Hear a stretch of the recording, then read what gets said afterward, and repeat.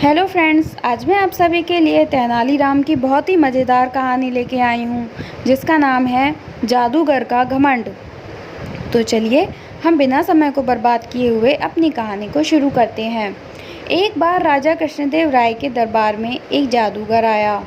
उसने बहुत देर तक हैरत अंगेज जादू करतब दिखाकर पूरे दरबार का मनोरंजन किया।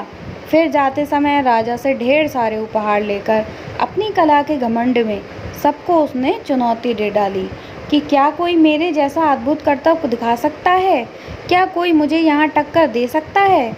इस खुली चुनौती को सुनकर सारे दरबारी चुप हो गए, परंतु तेनालीराम को इस जादूगर का यह अभिमान अच्छा नहीं लगा।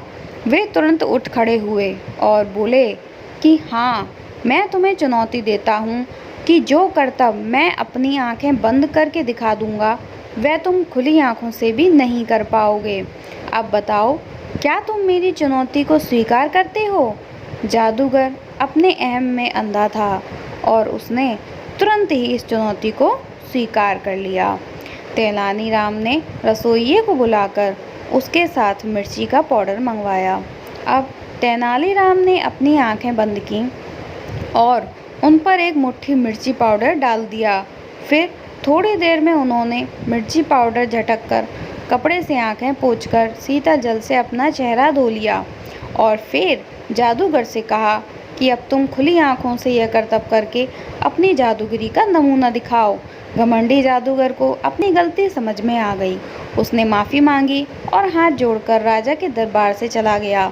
राजा कृष्णदेव राय ने अपने चतुर मंत्री तेनालीराम की इस युक्ति से अत्यंत प्रभावित हुए। उन्होंने तुरंत तेनालीराम को पुरस्कार देकर सम्मानित किया और राज्य की इज्जत रखने के लिए धन्यवाद दिया। तो दोस्तों, हमारी ये कहानी यहीं ख़त्म होती है तथा आपको मेरी ये कहानी कैसी लगी प्लीज़ कमेंट बॉक्स में ज़रूर बताइएगा। पसंद आई हो तो इसे लाइक करें, ज़्यादा से ज़्यादा लोगों में शेयर करें और मेरे चैनल को ज़रूर सब्सक्राइब करें जिससे मेरी और नई नई कहानियाँ जल्द से जल्द आप तक पहुँच सकें। आज के लिए इतना ही, तब तक के लिए धन्यवाद।